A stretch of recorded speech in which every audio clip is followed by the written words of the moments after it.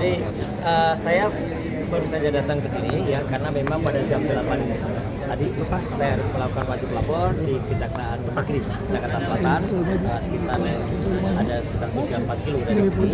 Jadi mohon maaf kalau sedikit agak terlambat, tapi alhamdulillah ini sesuai pada jadwalnya memang jam 10. Tadi sudah banyak diterangkan oleh kuasa hukum saya, Mas Abdul Ghafur Sanghadi, mewakili dari Tokham, ya, dan nanti juga akan menyusul Pak Refli Harun yang sekarang masih ada di Kejaksaan Negeri Jakarta Selatan.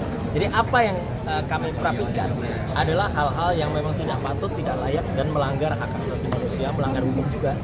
Kejadian yang terjadi pada hari Jumat, tanggal 19 Juni tahun 2026 yang lalu, yang tadi sudah di-spill sedikit ya oleh Mas Ghafur, dan itu nanti akan ada detail ya, banyak bukti-bukti yang akan kita paparkan, termasuk ya pelanggaran yang sangat fatal.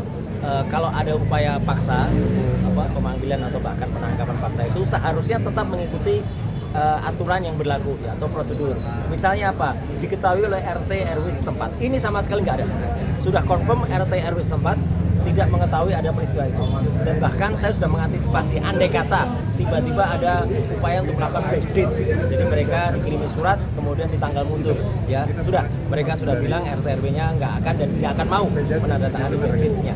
Yang kedua adalah soal satpam ya, satpam betul memang satpam diajak, tapi satpam ada 2 satpam yang digelandang ke rumah saya, digelandang ya, jadi artinya hanya ditunjuk surat kemudian diajak, dan satpam itu sangat sopan, tidak masuk ke dalam rumah, hanya di luar, dan kemudian mereka lah yang sebenarnya minta izin, tapi tiba-tiba para penyidik itu langsung masuk, langsung naik, bahkan langsung masuk kamar tidur.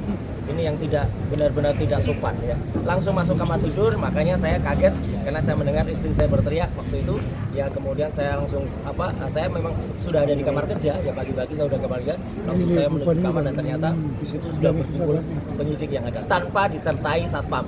Ya, jadi artinya mereka masuk begitu saja dan semuanya menggunakan penutup wajah. Jadi menggunakan penutup wajah sehingga tidak kelihatan siapa. Untung saya mengenali suaranya yang ada, yaitu seorang berpangkat itu inisialnya R dan salah seorang penyidik berinisial A. Untung saya kenal itu, kalau enggak saya akan marah betul ya gitu. Jadi adegannya memang tidak berlebihan, kalau saya katakan benar-benar seperti film pengkhianatan G30 SPKI ya. Karena saya tidak boleh bergantian pakaian, tidak boleh menggunakan, tidak boleh makan, tidak boleh minum. Mandi saja juga tidak boleh ya, cuci kepala saja, cuci muka saja hampir nggak boleh. Untung di bawah itu ada dapur sehingga saya sempat cuci muka. Jadi itu yang kami lakukan, dan tadi benar apa yang dikatakan Mas Ghafur Sanghadi.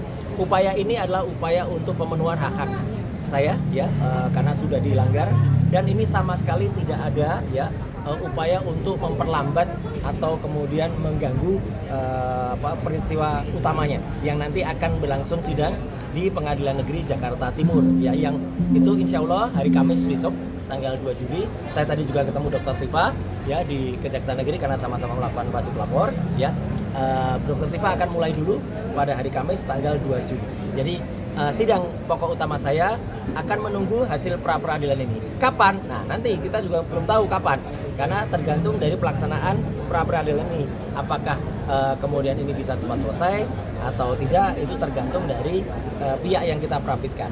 Kemudian kalau ada pertanyaan lagi ya, tadi sudah dikatakan, karena benar sudah sempat diedarkan oleh para termul itu ya, bahwa akan menggugat Pak Presiden Prabowo. Sama sekali tidak ya. Itu hanya syarat formil kemarin, tapi karena banyak yang kemudian tidak mengerti, baiklah daripada nanti disebut itu ada diedarkan sebagai hoax, maka pihak yang kemudian kami turut termohonkan hanya sampai ke level jaksa agung ya gitu, atau kejaksaan.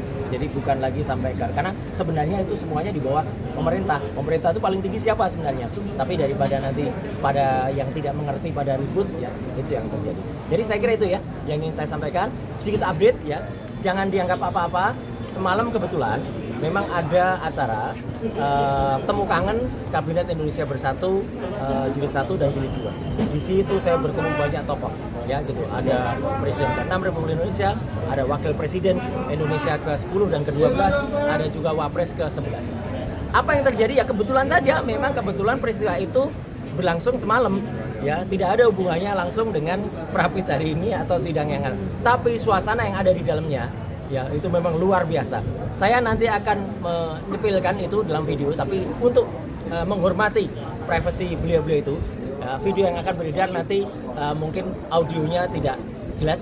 Sengaja ya, audionya sebenarnya jelas banget apa yang mengatakan. Teman-teman bisa lihat lah nanti ekspresi dari beliau-beliau itu ya hampir semua, dan bahkan kalau biasanya ada juga mantan Pak Kapolri ya. Nah semalam itu bahkan ada mantan Kapolri banyak di situ ya yang juga hadir, dan lihat saja ekspresi beliau-beliau itu ya, tapi tidak perlu saya keluarkan suaranya. Saya kira itu aja yang ingin saya sampaikan untuk kesempatan kali ini. Terima kasih sudah hadir teman-teman dari media mainstream, media alternatif maupun dari media yang lain ya, yang insya Allah pra peradilan ini berjalan dengan lancar, dan doakan saja semua juga datang ya, gitu yang kita mohonkan, sehingga tidak menghambat, tidak mengganggu, tidak memperlambat juga dari kasus utama yang nanti akan disidangkan.